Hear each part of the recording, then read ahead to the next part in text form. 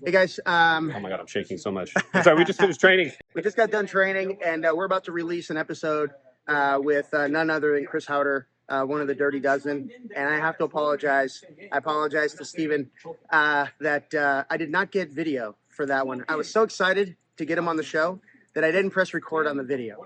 So I hope you forgive me, but this is a great episode. I hope you enjoy it. And please leave a comment, like and subscribe. Give us a review on Spotify, Apple, wherever you get your podcasts. Thanks, guys. I love you. Hey, everybody, and welcome to another episode of the BJJ Foxcast. I'm your host, Alex Martinez, and today I am super excited to have the one and only Chris Haueter on the show. He is a 6th-degree black belt under Rigan Machado. He's one of the first 12 American black belts in the U.S., I guess you could say, Brazilian Jiu-Jitsu, also known as a Dirty Dozen. He is the owner, with his wife, Professor Melissa, of combat-based Brazilian Jiu-Jitsu and combat-based BJJ online or .com. Chris, welcome to the show. Thank you. Nice to be on board. Yeah. So listen, I want to get right into it. Like I said, when we were talking offline, I'm getting a lot of DMs, and one of the biggest ones that you always talk about, correct me if I'm wrong. You say think street, right? And if you want to sport, yes, practice art. Yeah. How do you find a balance among that? Well, I'll start off with currently in the last 3 years, I've been lucky enough to spend a lot of one-on-ones with Hicks and Gracie, and small groups. And Hickson's a little older than me, not by much, but I'm 58. And when I turned 50, I met with Hickson. We had lunch, and I was really looking to move a new direction. I was wondering if I should compete in Masters again. I was explaining to Hickson how I'm mad at the rules, how they have 5-minute matches and old black belts. We shouldn't be sprinting. We should, if anything, have more time. All that stuff. And basically, he gave me the blessing to not compete anymore, which I certainly open. I could compete again and start kind of redirecting my jiu-jitsu. So for really the last 8 years, I've delved really deeply into what I call the art side of that, and with much more orientation where I'm thinking street. I've always thought the street because for myself, that's the original reason why I wanted to learn any martial art. What was the ultimate primal reason, which is self-defense, self-preservation, and I will embarrassingly and humbly admit, ego defense, honor defense, right? Yeah. Being a young kid with a big ego, with a stuttering problem, growing up, I got in a lot of fights and felt like I was constantly having to defend myself against insult, right? Mm-hmm. And that is a common trap amongst people who do martial arts. And it can either be a really bad thing for people or a good thing, martial arts. We often hear how, jiu-jitsu changed my life. It does, but some people it changes it not for the better. And explain that. Explain that for the better. It's kind of like martial arts, particularly the jiu-jitsu, which is a control and submission art, where you are controlling and submitting your opponent. For a bad guy, that means you are controlling and submitting your prey. And I remember back even when I was a white belt and blue belt, all the discussions about who should be allowed to learn this valuable, secretive art. Because back there, it was pre-internet, and but jiu-jitsu was really an obscure martial art that it was hard to get people even interested. Everybody wanted the spinning back kick and fancy stuff. But jiu-jitsu is not a fancy art, nor is it a good spectator sport. Unless you're a grappler, most guys, it's like people would rather watch football, but they have no interest in playing it, and rather grapple, but have no interest in watching it. It's just Right. a bad spectator sport. Yeah. But anyhow, back then, I kind of liked that. I liked that I had found such an obscure martial art, and it was wonderful. And when UFC 1 happened, I not only was convinced Royce would win, I was convinced that half the fights I would have won because I was a purple belt at the time. And back then, you knew that you had secret knowledge, pre-internet, that your opponent could not figure it out by watching it one time. That was impossible. Yeah. You couldn't figure it out by watching it 50 times. You couldn't figure it out by watching it on a bad VHS recording. It truly was a quote-unquote hidden gem. Yeah. And especially in the United States. Now, I'm fairly convinced that pre-Olympic judo, Japanese jiu-jitsu was probably closer to 1960s Brazilian with Gracie jiu-jitsu than they are now, obviously. Their origins are very close. And, of course, a culture will change any art or any style. Yeah.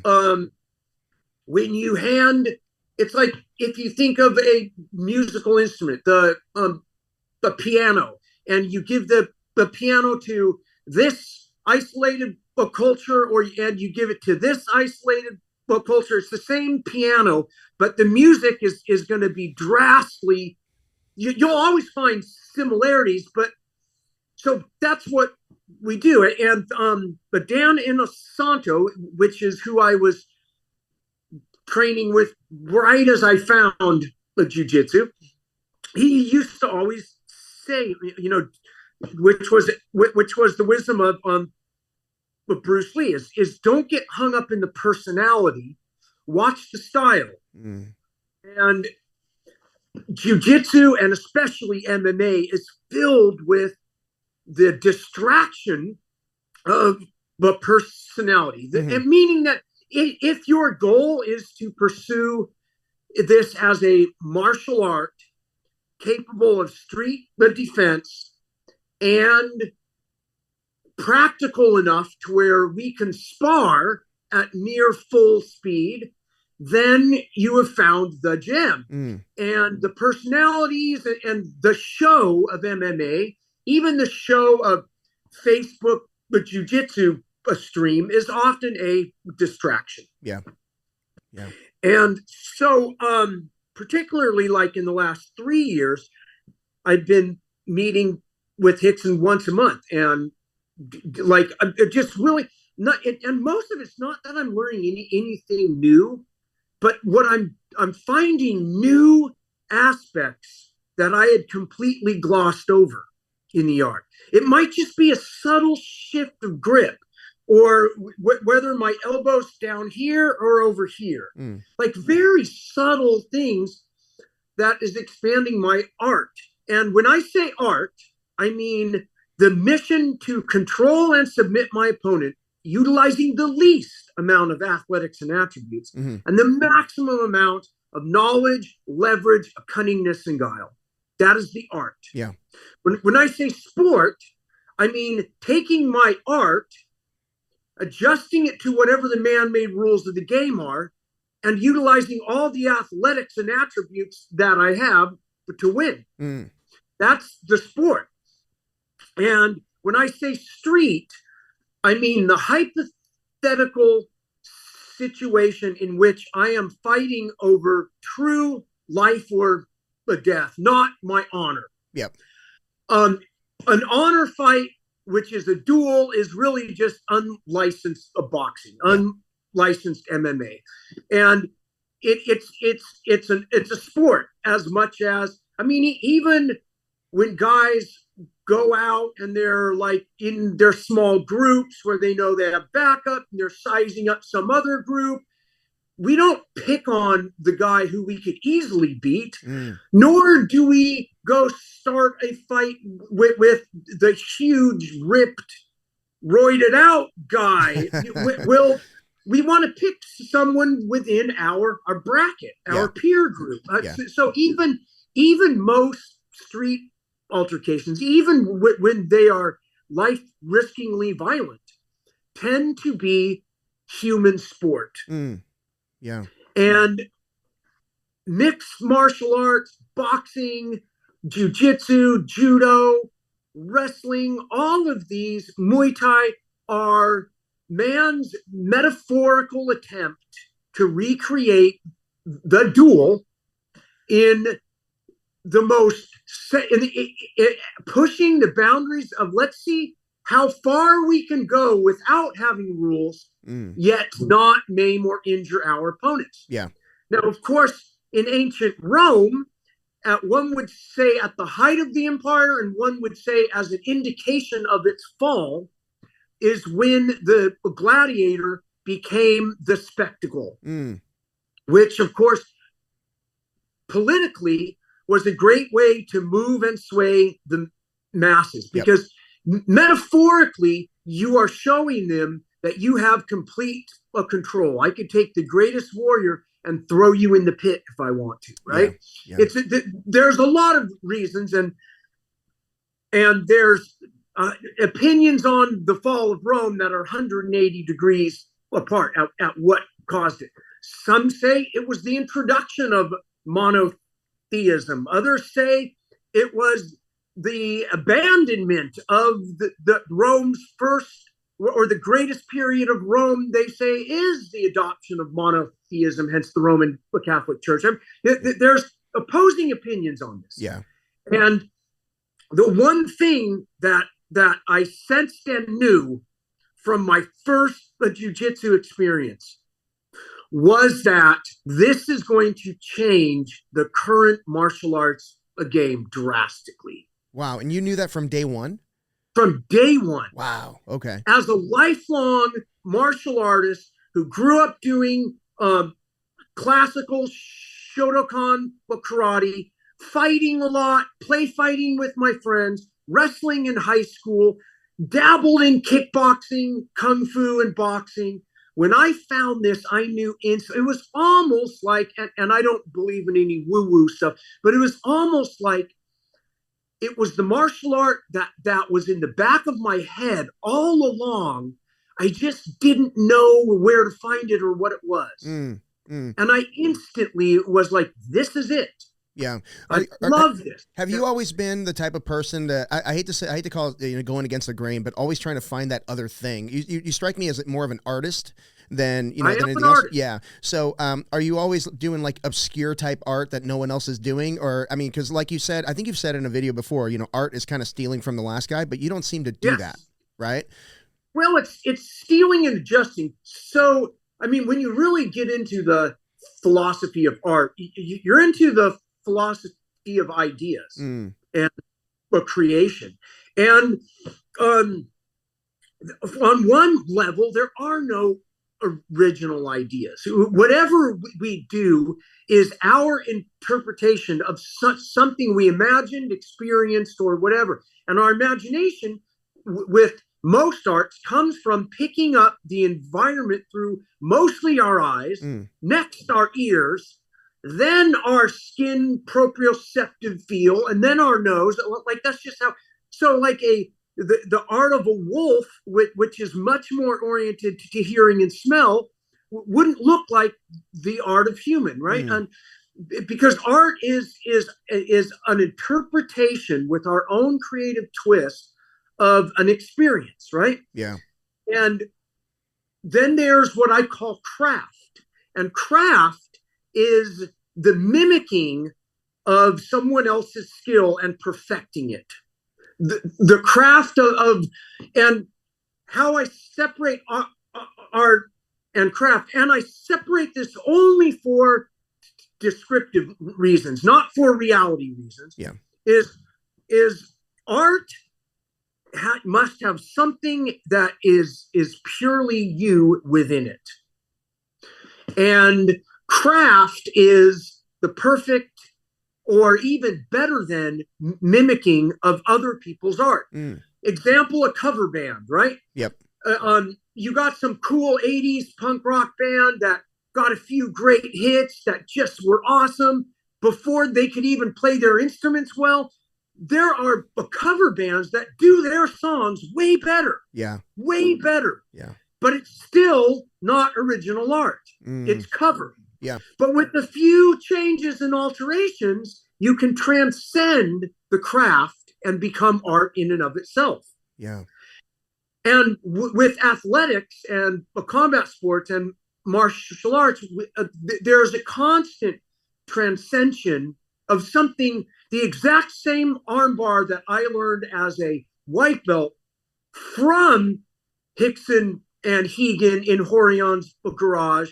Suddenly, years later, I'm adjusting it and going back to my original one, or with this new breadth of knowledge behind it.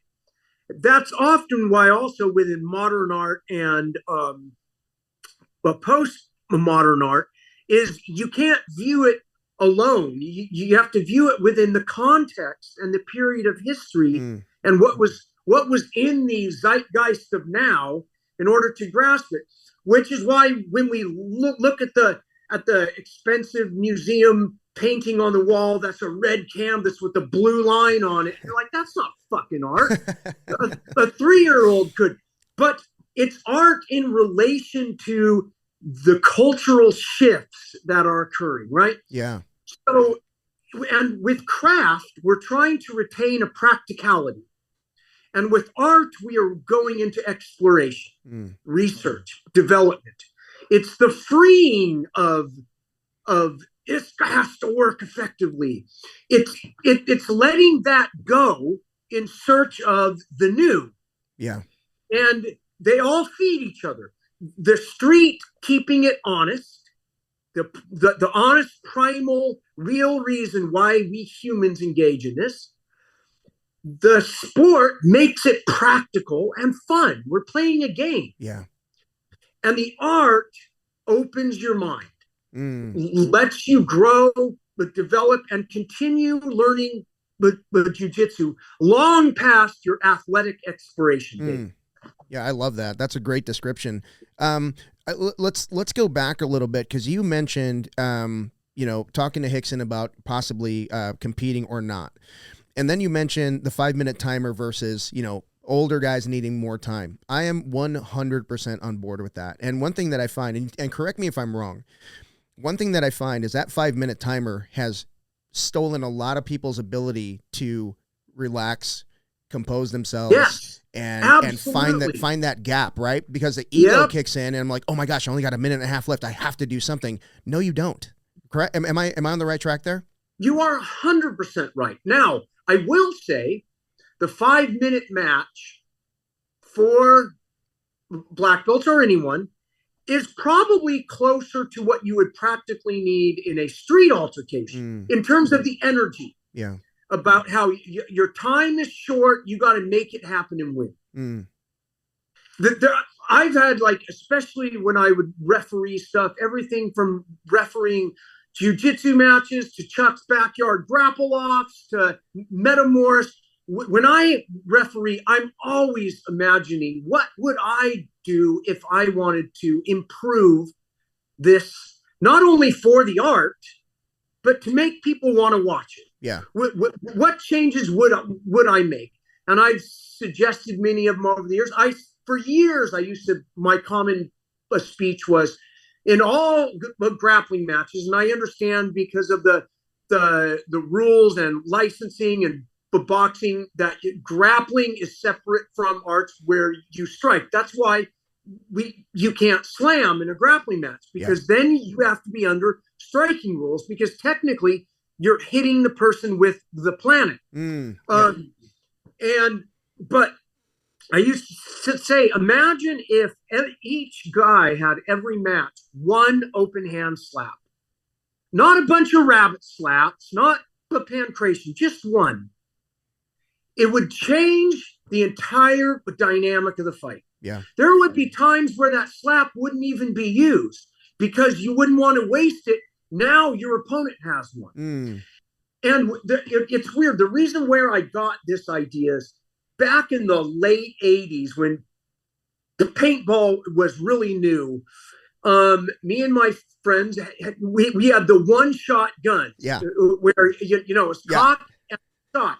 And there was this old abandoned laboratory where I was at the end of a railroad, which was this really cool post-apocalyptic environment. Yeah. And we would pretend like we were playing almost like Blade Runner, Wild West, shit talk, and then have a gunfight. You know, like walking out, this town ain't big enough for the two of us, right? And you quickly learn that you don't want to shoot first and miss. Yeah. Because then your opponent charges you down, gets close, and drills you right in the face, right? So you can start really grasping why the posturing and the shit talk happens. Because neither guy wants to shoot first. Yeah. Yeah. Whereas once you have automatic fire, whoever shoots first usually wins. If you are both of equal skill. But when you only have one shot, it changes that. Yeah. There's a lot more strategy involved in the verbal jiu-jitsu game and in the maneuvering where you're at and kind of walking around in a small sways and then freezing and then taking a little. It was fun. Yeah. But I don't know where I was at. Oh, yeah. So like with a competition, the problem is once humans figure out the rules, we will do everything we can until we are punished for breaking the rules. Yeah. We will break rules if we know we won't get punished. Winning becomes the goal. And when winning is the goal, breaking a rule gets punished and you lose, that keeps you from a breaking of the rule. And enter the world of the advantage and all the subjective, sneaky bullshit ways to cheat. Yeah. To legally create ways but to cheat, which is very human as well. And in early MMA, people hadn't figured out those parameters of the rules yet. And for the grappler, the rounds killed MMA because suddenly now, instead of once we start, we go until someone quits. Now you can go. You could survive on the ground long enough to where I got to stand back up. And by now, the round's going to start over again. Yep. Now, again, in terms of that approach to the application on the street, it's probably far more analogous to a street altercation, MMA than is pure jiu-jitsu, including pure self-defense jiu-jitsu, right? Yeah. Yeah, and there's a lot of things that I agree with as far as the sport goes, because I don't know jiu-jitsu pre-sport, right? I don't. It's always been 5-minute timer. It's always been, I started in a master's division, so it's always been 5 minutes for me, right? So I don't know it before that. But, one of the things that I'm seeing is, like you said, the winning by advantage and the strategy that goes along with it because it's within the rule set. And if you talk to a lot of people, they're like, oh, I lost by advantage. And I'm like, well, what was the score? Oh, 1 advantage. I'm like, oh, okay. Well, that, a good slap would have changed that. So I totally agree with that. It might have changed it. Yeah. If I were king of IBJ, BJF, which of course will never happen, but if I were, I would definitely get rid of advantages, and I would go into if the scores were tied at the end of the match, sudden death overtime. Yeah, first one to score wins. Even if it took 20 minutes. Yeah. Let the fight fucking go. Yeah. And that's what I would change. But of course, the people that run these venues, their goal is not to find out what are the best rules that mimic a real fight. Their goal is to put butts in seats and make money. Yeah. And their goal is to fill brackets and enter white belts. Like when I first began, white belts didn't compete. You don't know enough. When you're a blue belt, you finally know enough to compete. Yep. Which of course made getting a blue belt was easier in the olden days and happened a lot quicker. But you didn't have these seasoned 4-stripe white belts. That's just like it just changes the whole thing. Now, do I really care? Am I personally mad at it? No, because ultimately, what the belt you wear doesn't even matter. Yeah. Because when you look at the pyramid of think, street, train, sport, practice, discard, the belt is merely a marker that your instructor gives you along the journey of being the best you can be. Yeah. So you might be a very agile, naturally athletic guy. You're probably going to have to be held to a higher standard than the non-athletic guy to get to the best he can be. Now, in the olden days, I remember being told several times by the then powers but to be that not everybody gets to black belt. Some people just won't. Yeah. No matter how hard and long they try. Wow. Because back then you had to hold your own against not just your weight class, but your open class. Like, can you hold your own? And that was the standard. And which was refreshing because every other martial art had already altered theirs to time and grade. And if you pay the money and show up, you're going to get your belt. Yep. And so, but jiu-jitsu was retaining that. Even judo kind of lost their warrior's edge when they created all of those rules. Yeah. And but jiu-jitsu has lost its street warrior's edge. But I will say this. I can take a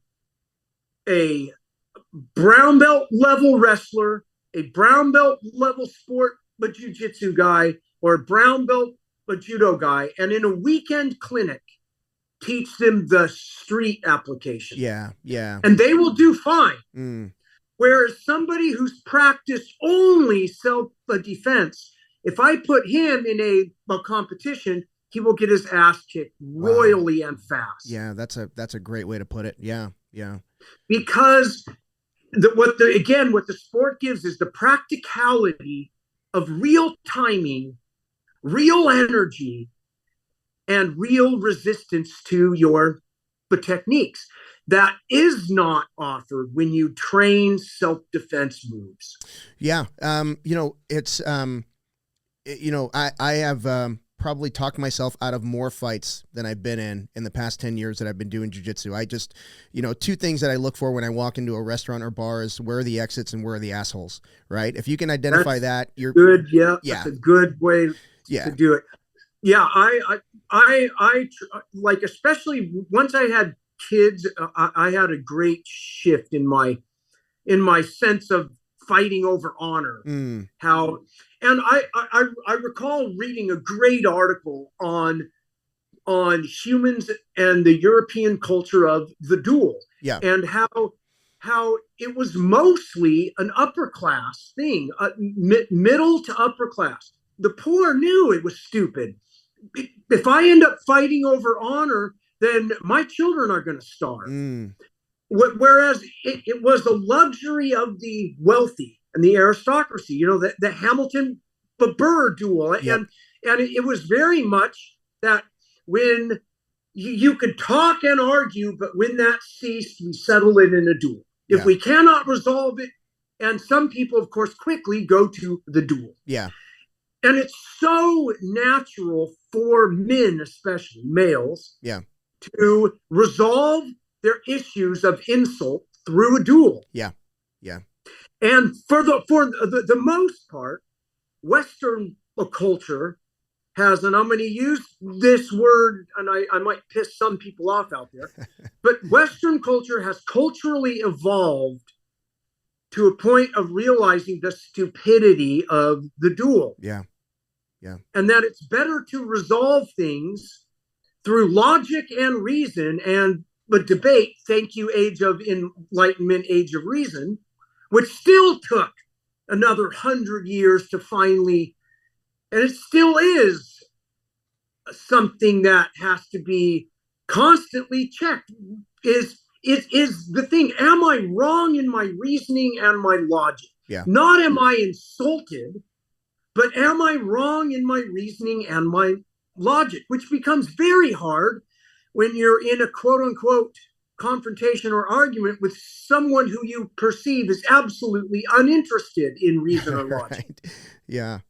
But and along those lines, like, yes, I talk myself. I've talked my way out of several altercations, and one not too long ago is just a Vegas thing after Master Worlds that, anyway, but, I feel, thanks to my time on the mat, my time, on the, with my wrestling, my stand up, my jujitsu, I feel pretty supremely confident that I could blast double, take somebody's back and do some damage. But can I slip a punch? I don't know. I haven't done it yet. Right. And those are the type of things that always weigh on my mind. Like, I'm not a striking art guy, but I probably should be, just to be a little bit more prepared, I guess. I would say this. I am glad and grateful that I spent 4 hard years into those arts from the age of like 17 to 24. I'm glad that I spent time. I learned Muay Thai. I had a pro Muay Thai fight. I sparred with a lot of good LA pro boxers, to where I could almost hold my own with some of them. Wow, okay. Almost, right? I got okay at it. And boxing is a young man's game. Yeah. With jiu-jitsu, you could do old. You can't do the boxing old. No. Because boxing, real boxing, and that includes leg boxing, is the art of the exchange. Just like in grappling, we are exchanging attempts at extending joints and choking out. In the boxing arts, you're exchanging strikes, and you have to take some in order to give some. Yeah. The magical thinking of martial arts movies and all films is that somehow you can avoid being hit at all and be only the guy who does all the hitting, or be but the guy who stands there and says, "Go ahead and hit me, bro." And I mean, that's all bullshit, right? Yeah. Because a boxing is more similar to a machine gun fight than grappling is. Yep, definitely. And I love those arts, but yeah, they are a young man's game. Yeah. Boxing has a shorter shelf life. But jiu-jitsu has the longest. Yeah. Longer than judo because of the impact. Yeah. The constant fallings and the bang. It jars my brain now. Like I have a headache after one good fall. Yeah. Because of the impact. When I hold mitts, it can hurt my head. Mm-hmm. Yeah, it doesn't take much to get concussed, The impact of my head having to rapidly move. Yeah. And I will say with arrogance, I used to be a really good boxing coach. Okay. Not bag punching class, but the actual art of boxing. Nice. Yeah. I was a better coach than I was an actual boxer. Mm-hmm. Because I'm a natural grappler that wants to clinch. And when I did box and Muay Thai, I was always a clincher. I want to clinch and strike, clinch and throw off, clinch and break, clinch and hold. Yeah. And work the ring or the cage. I never felt very comfortable, even winning, standing toe to toe. Yeah. Whereas I would feel comfortable even losing once it hit the clinch or the ground. Yeah. And that's how you know whether you're a natural grappler or a striker. Yeah, I don't like getting hit at all. So if I'm going to default to grappling. But along those lines, I want to ask you a question because I I'm going to be teaching a seminar for one of the local police departments here in the next probably couple hours. Head out there, but I did one last week. Nice. So the thing I want them to walk away with, just the fundamentals of, obviously the fundamentals of jiu-jitsu as much as I can, but I really want them to walk away with the concept of when to strike and when to grapple. And I want to get your take on this, because my take is, if someone's grappling me, that's when I strike. If someone's striking, that's when I grapple. Can you kind of talk about that and what your philosophy is?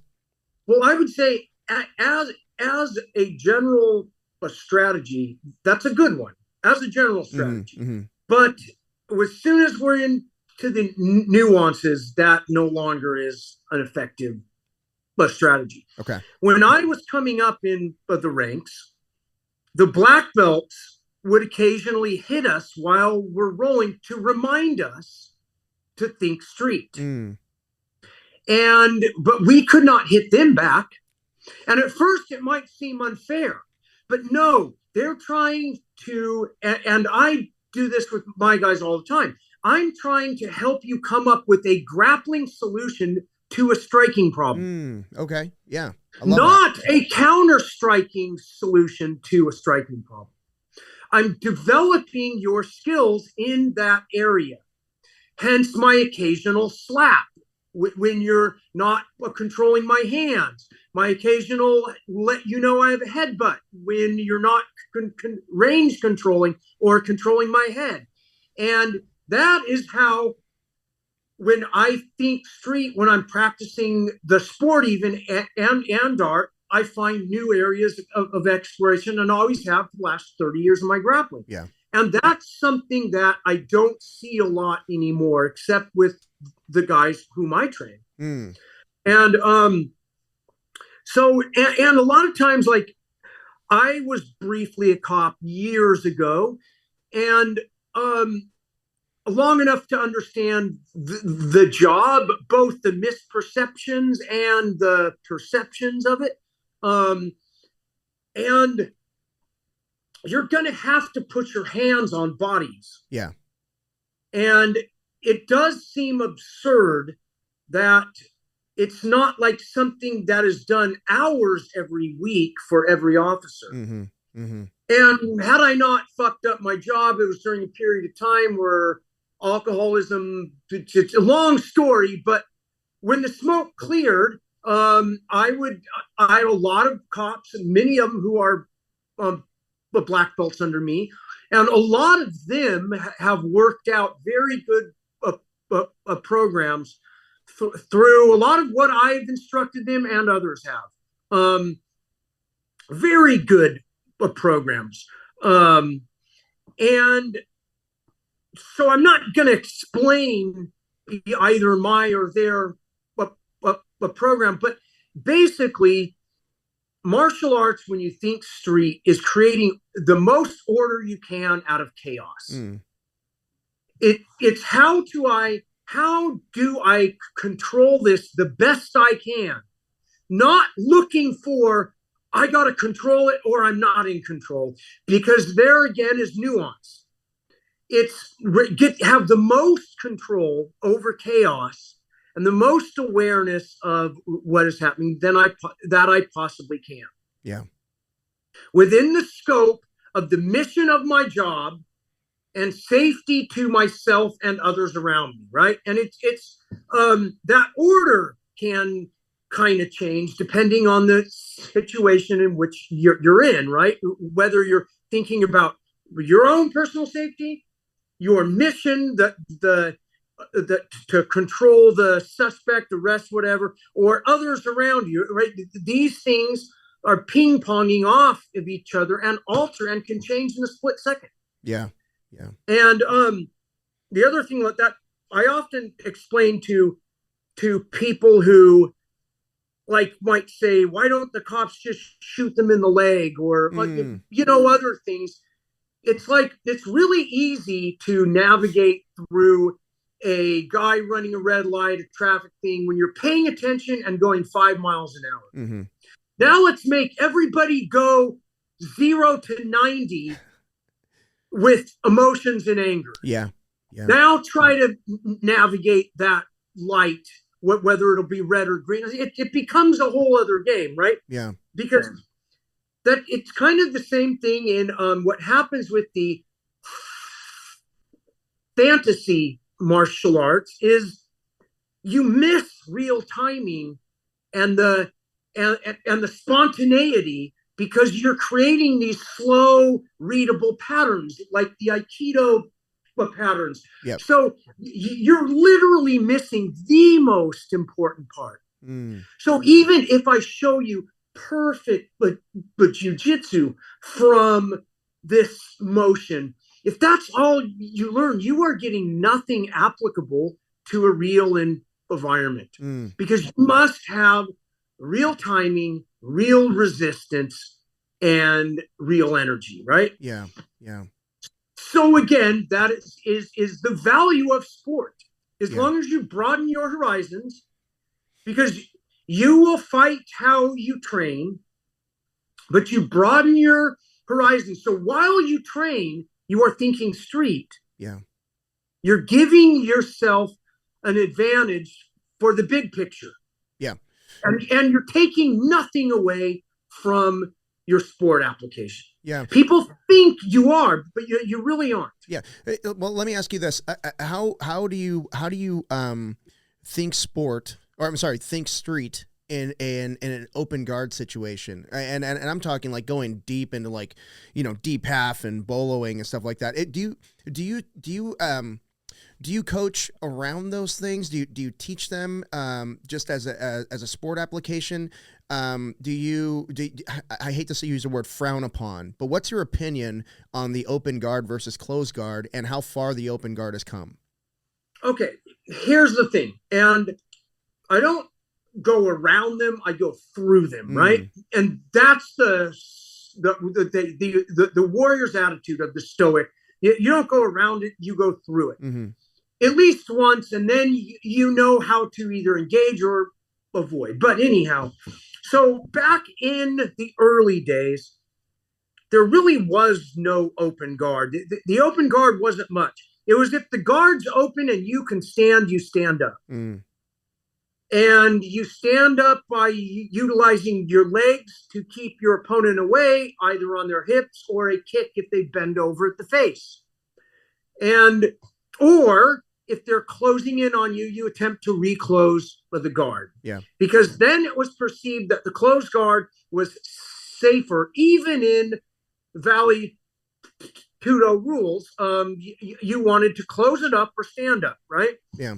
So my golden rules of grappling, which are number one, or which is all about combat sports, is number one, be the guy on top. Yeah. Number two, win on top, stay on top. Don't choose bottom for a 20% chance at an armbar. Number three is win on bottom, have a guard you shall not pass. Whether that's your closed or open guard, don't get past. Way too expensive. And number four is never forget rule number one, easily forgotten due to the rewarding and lazy nature of guard. Because the guard is the paradox of this thing. We're on bottom, yet we can win, especially if our skills are good. We can even pull the novice into our guard and easily win. Yeah. So we are reinforcing against the rule to be on top. That's why you have to retain that awareness. And like I used to say, like there was this period in the mid-90s where a lot of us guys that came from wrestling into the jiu-jitsu were now good purple, brown, and black belts. We would start bringing back wrestling into our game, most notably the attitude of be the guy on top no matter back arching what motherfucker. Yeah. And instead of having this passive guard, you suddenly, when you have a guard, your goal is to get back on top. And that creates the openings for the locks, the chokes, and the sweeps. Yeah. Yeah. And I believe personally that was one of the influences of the current jiu-jitsu, both sport and street, that came chiefly from Americans and Russians, I'll say. The Russians really brought in the leg locks and foot locks. Americans brought the wrestling, and for MMA, the Thais brought the kick, the elbow, and the knee. Yep. The Western European boxing brought the handworks, the feint, and the slip. I mean, like, everything has its part, right? And depending on your personality, your level of experience, the man-made rules of the game versus the natural rules of the game. And when I say natural, I mean, are there multiple opponents? Are there objects like cars whizzing by? Those are the natural rules of the game. Everything is adjusting within those rules of the game. Yep. But jiu-jitsu is the art of adaptation. Your goal is to become a master of adapting yourself to the rules of the game, man-made or natural. That is the art. That's why you don't get pissed off when you are robbed of the shitty advantage or whatever it is. I even remember being told very early on, in the thick Brazilian accent, I was bitter and pissed. I'd clearly been robbed. And my then coach agreed I was wrong. And he said, Chris, that's just part of the game. That's the mental game of jiu-jitsu. Working the referees, all this stuff. And in some ways, it made it a more complex game. There's also a game of politics occurring in this. Of course. Of what patch you wear, of talking to the ref, smiling away, having your coach who knows the ref yelling on the sidelines. Now, do I like this part of the game? No, I absolutely don't. I find it kind of gross. Yeah. In the same way, I find it gross in national and state politics. But it's a necessary, ugly part of the game. Yeah.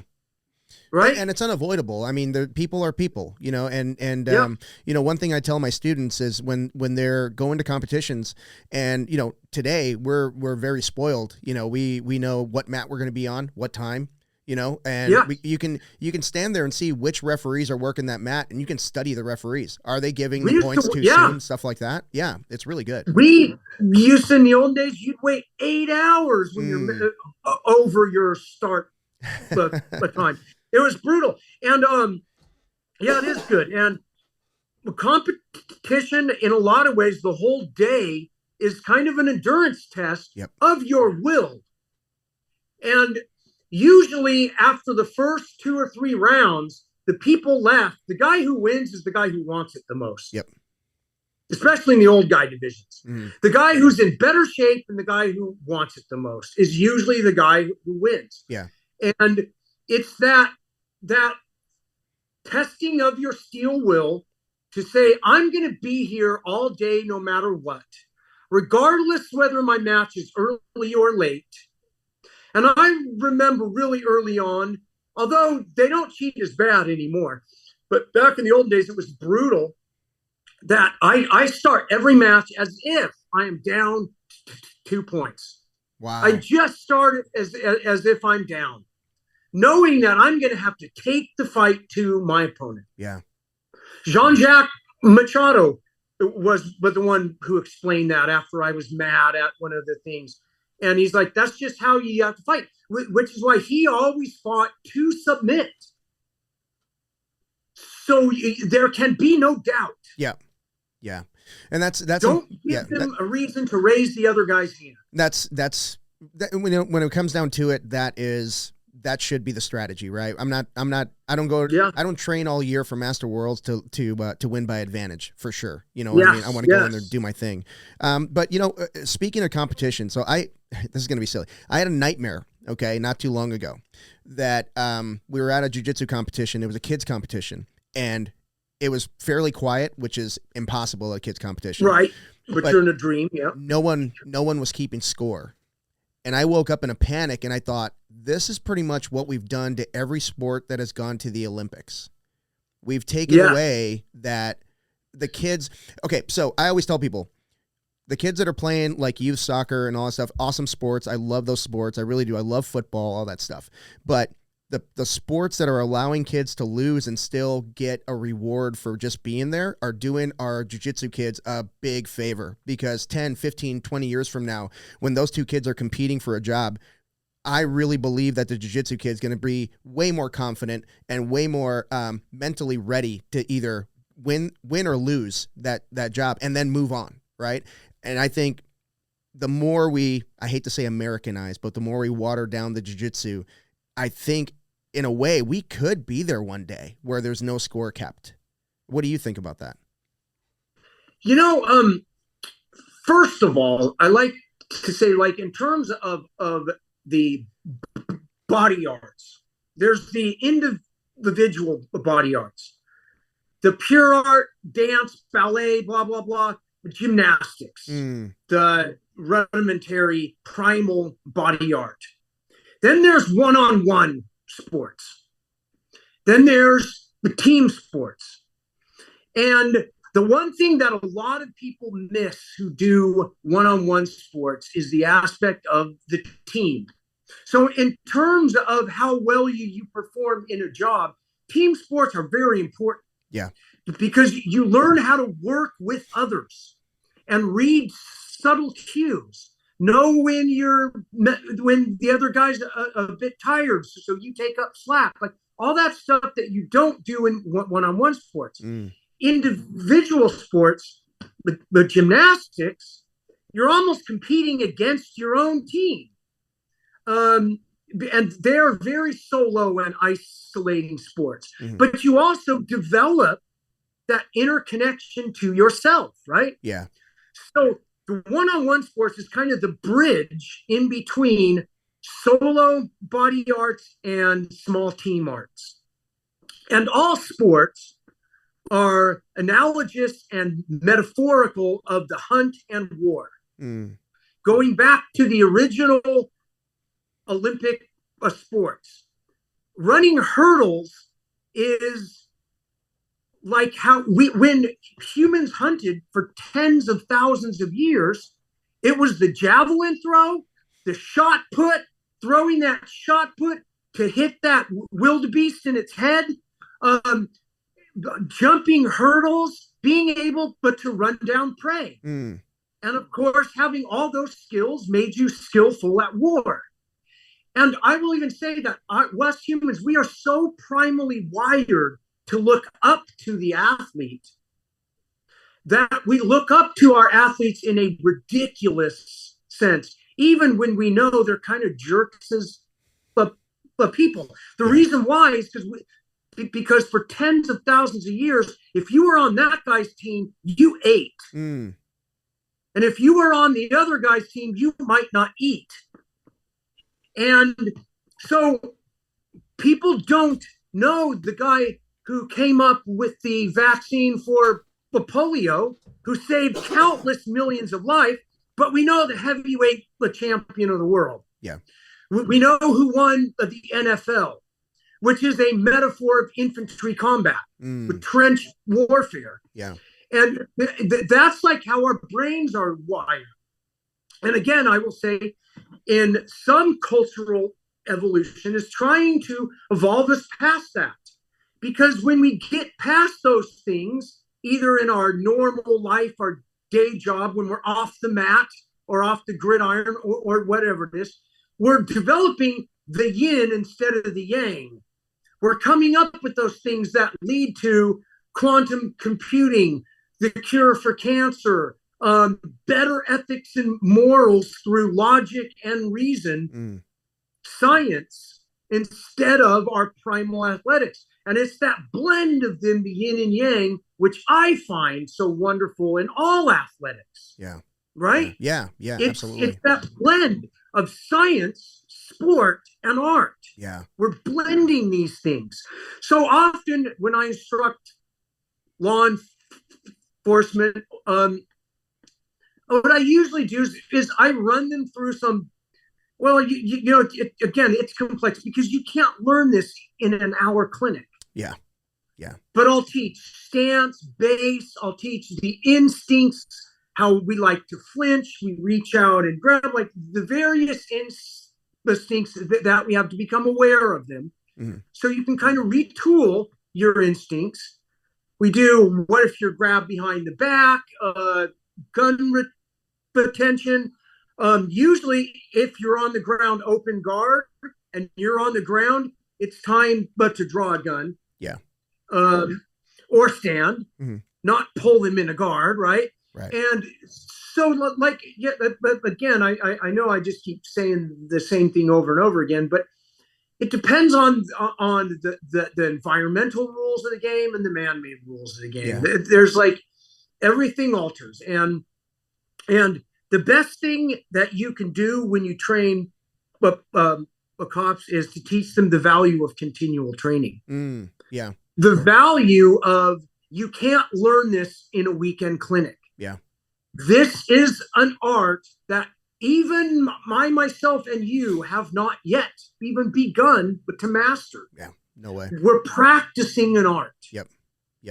Yeah, and you know, one thing that I really like about what the local department that I'm going to be working with, what they're doing is they've really understood. They're really understanding the value of being, you know, of the grappling arts, and it's in its infancy. So what they're trying to do, I think they're trying to hang on to the old school way of doing it, and you know, kind of blend kind of introduce a new martial art into the old school, where you know someone goes to training for 2 weeks and they come back and now they're the, you know, defensive tactics instructor. And I'm not entirely sure if that's the way they're doing it, but that's kind of how I feel about it. And I'll ask those questions today.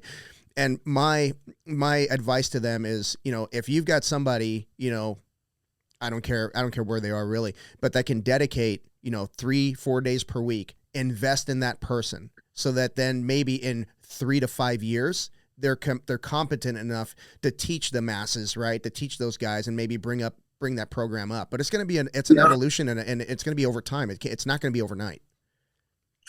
You know, last week or the week before last, one of my grand brown belts, he's under one of my black belts, who's an officer, got in a shooting, showed me the body cam, and he handled the entire thing so professionally. Did not jump to the shot, did the verbal commands to a point where the guy's gonna raise the gun, I'm gonna shoot, you know, and he thanked the jiu-jitsu training for that. The ability to strategically negotiate and analyze the whole thing, which is the golden rules of grappling. Be the guy on top. Recording in progress. Yep. So sorry about that. I had a technical difficulty there. I apologize. That's okay. So when you are the guy on top, as an officer, when you arrive on scene, you're legally the person in charge. You're the guy on top. Yeah. That's your legal mandate. And what often people don't understand is they are legally obligated to follow your instructions if they are lawful orders. Yeah. And so, like I always say, one of the best, we know there's a lot of good things that law enforcement could and should implement and practice and train. We should also have basically from 8th grade through 9th grade, every year, every kid goes through a class on basic civic education and why they have to follow the law and what that officer's role is and how our constitutional democratic republic works.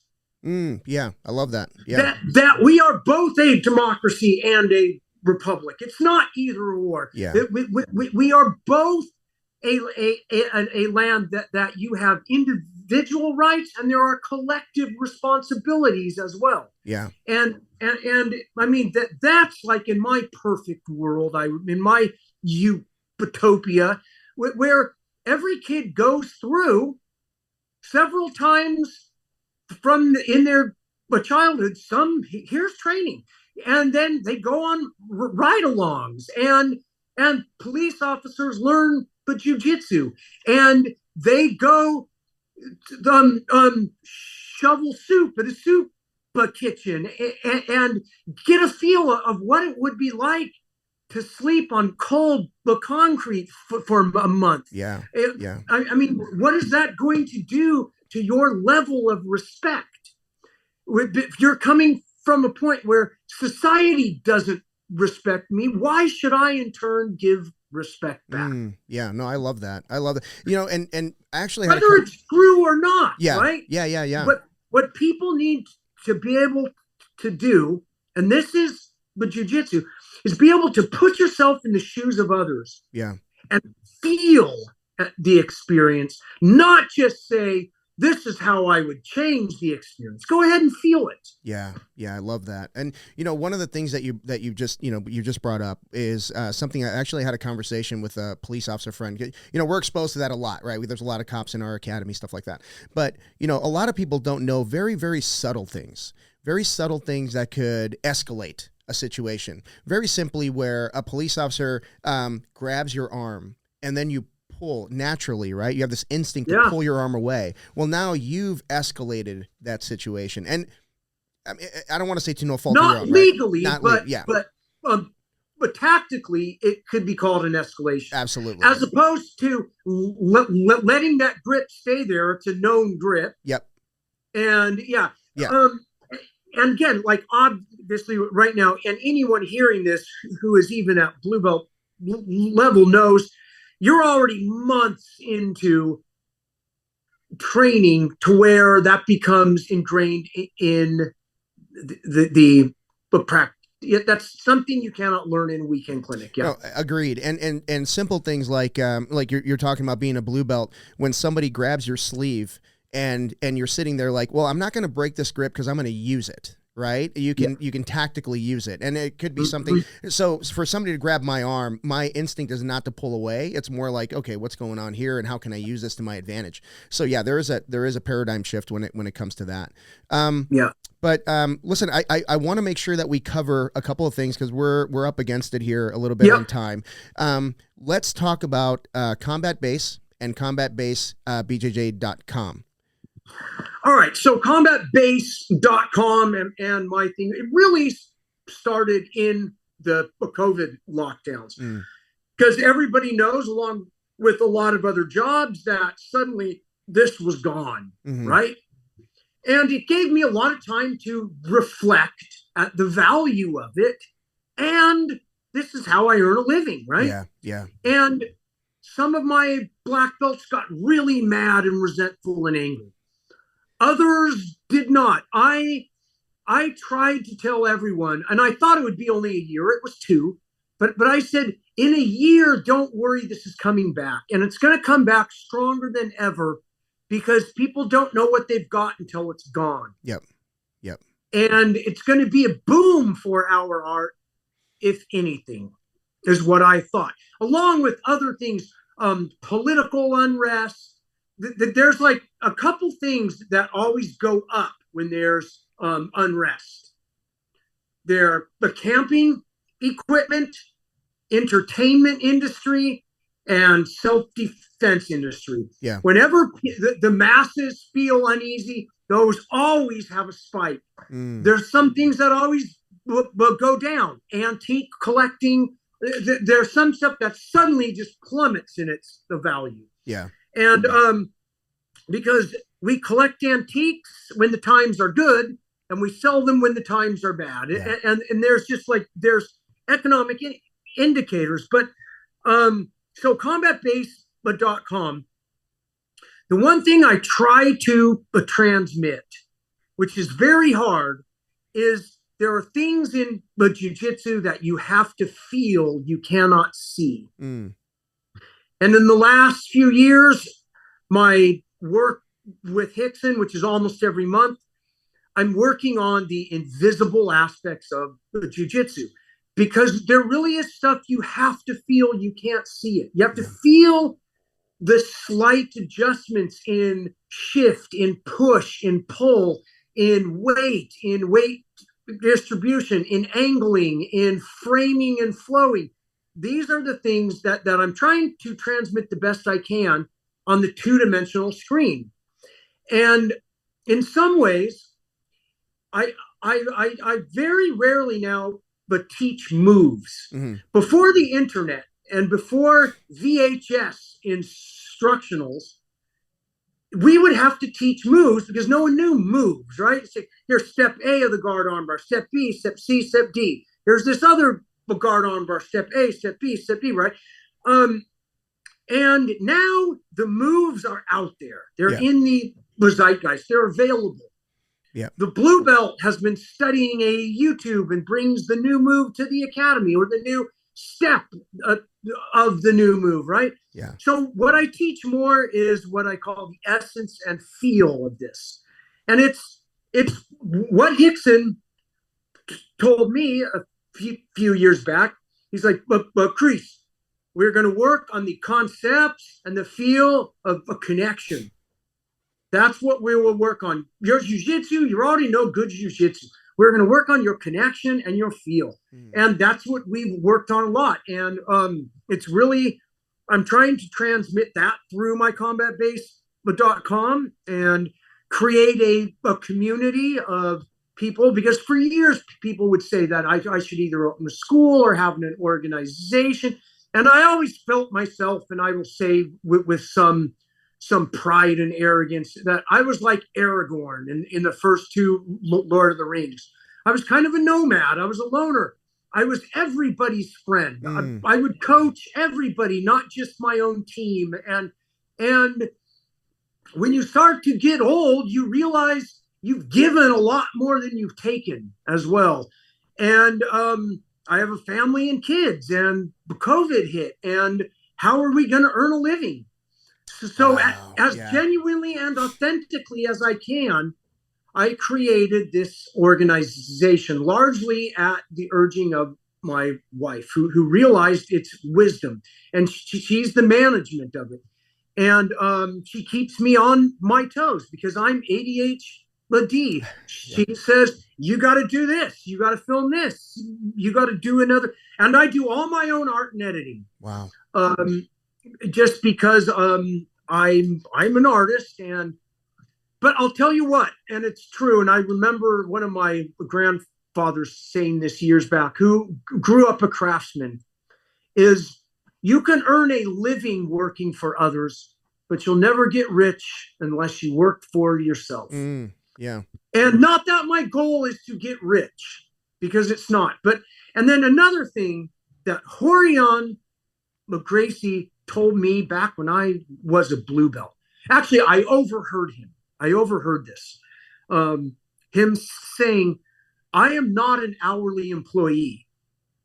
I am someone who's transmitting valuable knowledge and information. That might take me 5 minutes. It might take me 5 weeks. But you're not paying for my time. You are paying for invaluable knowledge. Wow. Yeah. And that really altered the way we think in the West, how we box everything. Oh, an hour private. That's not, I need a 2-hour private. Or like, no. Yeah. I'm teaching you knowledge. And sometimes it might be just one little gem that I feel like you get that. I want you to retain that. So we're going to stop. We're going to leave it there. Because if I start adding more, I'm actually hurting your learning. Yeah. Yeah. I love that. I went to my wife got me a Marcelo Garcia seminar. They had a big thing here. She bought it for me. It was not cheap, but it's Marcelo, so of course I'm going to go. Yep. But he went through pretty much establishing a dominant position in every aspect, whether it's closing the distance with your opponent in the standing position, getting them to the ground, getting into a dominant position, and going for the finish. And I told my wife when I got back, she's like, how was it? And I said, if he would have just talked about his hand fighting, just closing that distance with the hands, I would have been so happy. That would have been a perfect 2-hour seminar just talking about that. That was that gem that I walked away with. Yeah. And I use it. I mean, this was years ago, and I use it to this day. Just that concept of controlling that distance and how you control with the hands and getting that first grip and getting a dominant grip versus, a neutral grip. That transformed a lot of things for me in the stand-up position. Yeah, that's awesome. And Marcelo was one of those revolutionary grapplers that push the art, push the boundaries of the art. I often will say Jean-Jacques Machado was the one who really pushed into the open guard, the butterfly guard, the inside hook game. Marcelo took that game just stylized it in this other direction, right? And all these things grow in directions. I so often use the analogy and evolution of cats. Somewhere hundreds of thousands of years ago, there is the primal cat. And out of that cat came cheetahs, lions, tigers, panthers, pumas, and all of them are experts within their area. If you take a jungle cat and you stick it in the plains of Africa, it can't sprint fast enough to hunt. When you take the cheetah and you put him in the jungle, it lacks the maneuvering that the panther has, right? And so we speciate in these things. And what I'm always doing is thinking of the primal cat when I'm engaged in this. Not necessarily the heavyweight lion, not the lightweight lynx, but what is the primal cat that gave rise to all these new evolutions, these new species? And because that's what, like everything, martial arts speciates. And the sport has speciated into a direction, and MMA has speciated into an entirely other direction. And what's fascinating in this age of global exchange of knowledge as a result of the internet and airline travel is, I always say that you go back 20 years ago, it was like jiu-jitsu was the grizzly bear, judo was the polar bear. And now those two are interbreeding again because of climate change. They're actually breeding again. And because they're close enough to where they can breed. Or is it the lion and the tiger? Because the lion can breed with a tiger, but their offspring are usually sterile, a liger. And often in the sport, when you try to breed jiu-jitsu and judo, they both become sterile in that other sport because it's speciated just far enough to where they're not genetically close enough to have reproducible offspring or reproducible results. Wow, that's a great way to put. I've never heard anyone put it that way, but that makes total sense. Yeah, absolutely. So how do you is that the mindset you go into when you're building these programs online to kind of explain those methods? Do you go into any of the history of the technique itself, like how it came about, from its infancy into what it is today? I often hit on that, and I've been working on, and God, I've got to get this done. My first YouTube release, which will be answering the question, what is jiu-jitsu? Wow. And that will largely be but a philosophical and historical and scientific delve into this thing we do. Because I create everything in threes: hands, head, and hips, street art, sport, history, science, philosophy, and sometimes, and in that we include the art. Philosophy is art, right? And so I'm always looking for better ways to not only categorize, because we can get hung up in just labeling, categorizing things, right? And we're all susceptible to, as soon as we name something or we put it in a group, we box it in, we limit it. And we almost do that on purpose, right? So we can kind of, It's inescapable the way our brains think, because we are these meat computers that think in ones and zeros, yeses and nos, wrongs and rights. Our computers, our mimicking our limit in thought, which is why I break everything in threes, because we're forever stuck in the dual of the binary. Wow. And I'm trying to bring it into, to get that third perspective, to give you another but dimensional but perspective. And then through that, you realize there might even be a fourth dimensional perspective where this three dimension becomes simpler to understand. Wow. Yeah. Yeah. And I've been working on my maths aren't that great. My wife is a math person, calculus, all that. I'm not, but I've always had in my head, and it came back from a high school acid trip I had where I felt, real or not, the experience of seeing three dimensions in the fourth, and then that brief transcendence to the fifth dimension. Okay. Where suddenly time was not perceived as the way you and I perceive it right now. Yeah.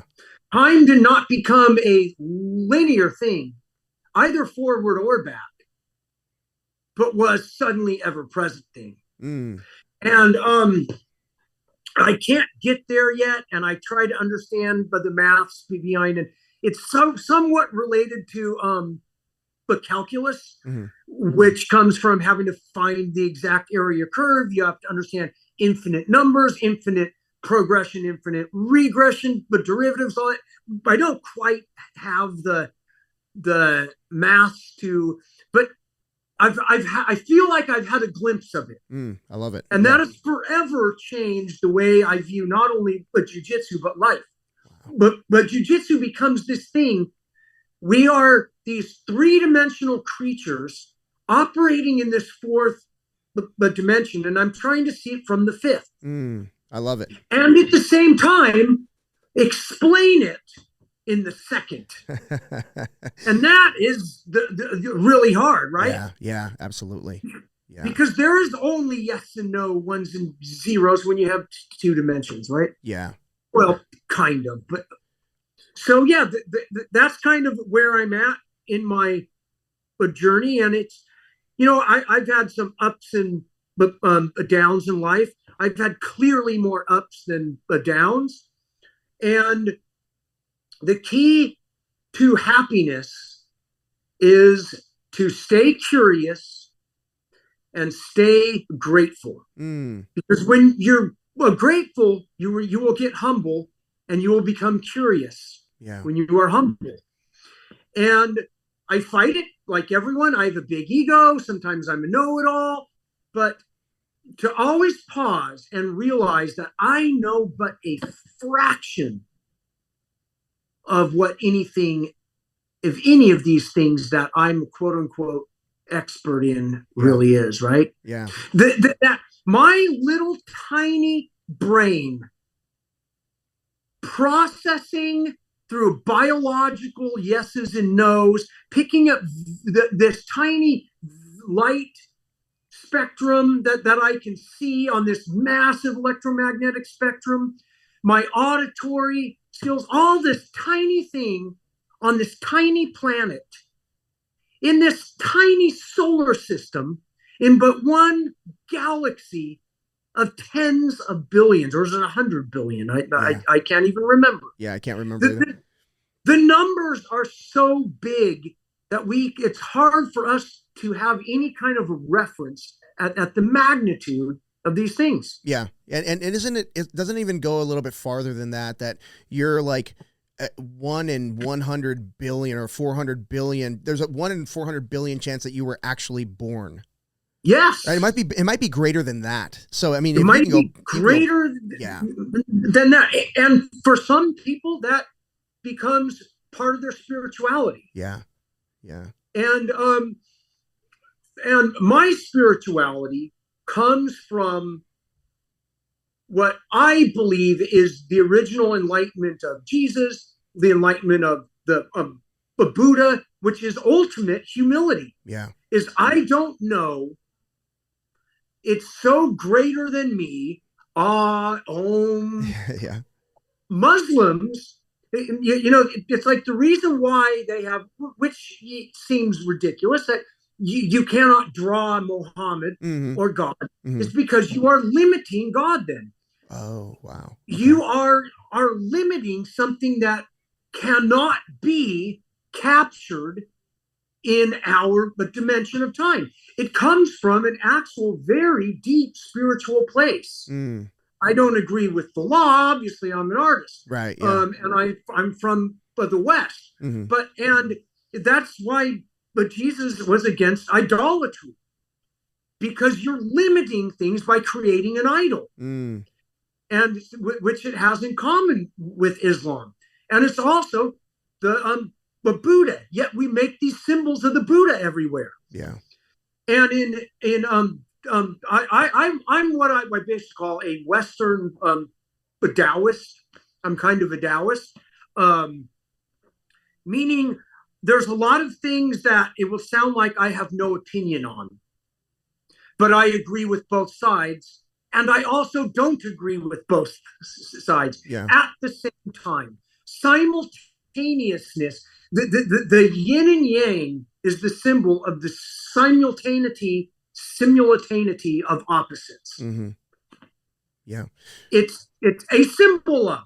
Yeah. Does that allow limited because it's a symbol. Do you find that allows you to come up with your own opinion on every matter? Like when you go into it with, almost like I agree, but I could be wrong kind of a mindset. Does that allow you to absorb more information and come up with your own opinion on pretty much everything?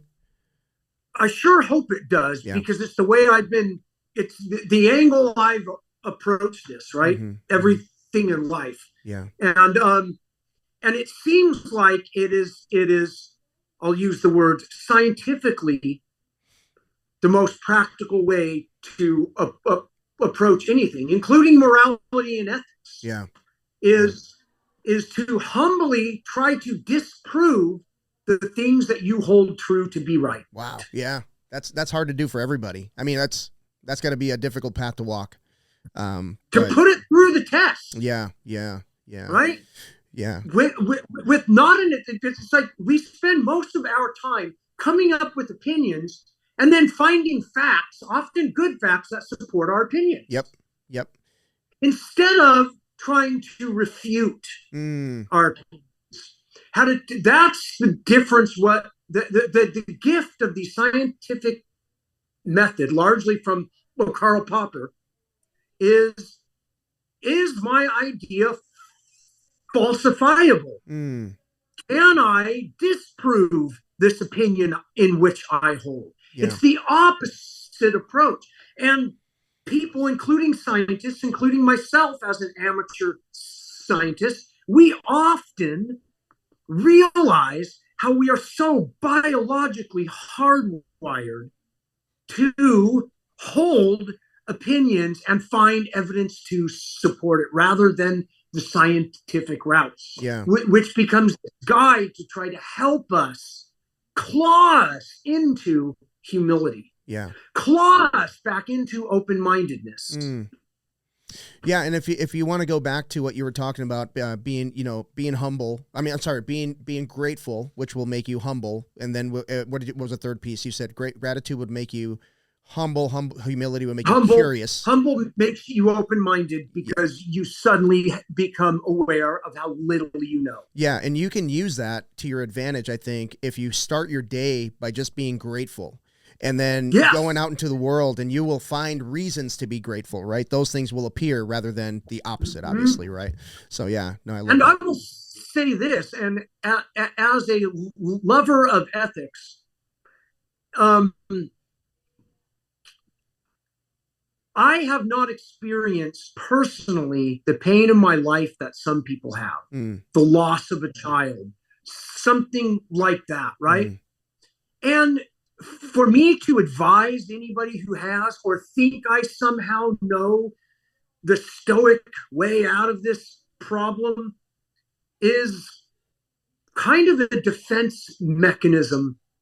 Instead of just listening and feeling the empathy, right? And I'm not saying that somebody might not want advice in their thing or whatever, but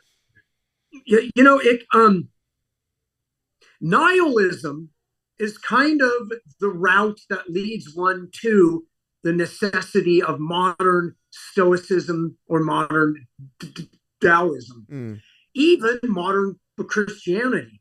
It's the nihilistic awareness of the futility of life, coupled with the horrors and cruelties of both man on man and nature on man. Yeah. Somewhere right now, somewhere in the recent past, often in the long past, there was some child suffering at the hands of nature, not even another human being. Yeah. Suffering miserably. Yeah. And to ponder the right and wrongs and the ethics and morality puts me in such a humble place. Yeah. Absolutely. That no, you know, it's one of those things, like, you have the ability to get out of your own little bubble, right, and see a bigger picture that way. I wish more people would do that, and which is why I'm gonna close with this. I'm very excited. Yes. I'm very excited to hear that you are writing a book, because if you left this earth with that knowledge all it's still in your head, it would be a lesser place. And I really appreciate you taking the time and sharing your thoughts. I'm honored that anybody has interest in hearing me speak. And sometimes I'm envious of the people that have millions who love hearing them speak. And I'm like, God, I should be a Joe Rogan. I should be, you know, why the fuck does little Ben Shapiro have such a giant fucking audience? Fuck. Yeah. Well, we got to start somewhere. We got to start somewhere. Yeah. I definitely enjoyed this. Listen, before we go, why don't you tell the people listening where they can find you, how to follow you, yes. You know, how to register. I always forget that. I'm a horrible salesman, but I can sell the art of jiu-jitsu. Yeah, for sure. Go to combatbase.com, check it out, sign up. We're building the library all the time, refining things and everything. If you feel like you have been stuck in a hierarchical, controlled environment or a cult version of jiu-jitsu or whatever it is, Combat Base is your home. Yeah. You know, there's no rules, dues, or fees. We let you be you. We're not about conforming, and if you find yourself in a group feeling alone, we're the guy for you too. So combatbase.com, guys. I love it. Well, thank you so much for doing this. And listen, I'd love to get you back on when the book comes out, or if you have anything else coming up, I'd love to get you back on. Again, guys, if you love the podcast, please like and subscribe, share with your friends. We are the BJJ Foxcast on Instagram, on our webpage, on our Facebook, all of that stuff. Professor Chris, thank you so much again for being on. Thank you, sir.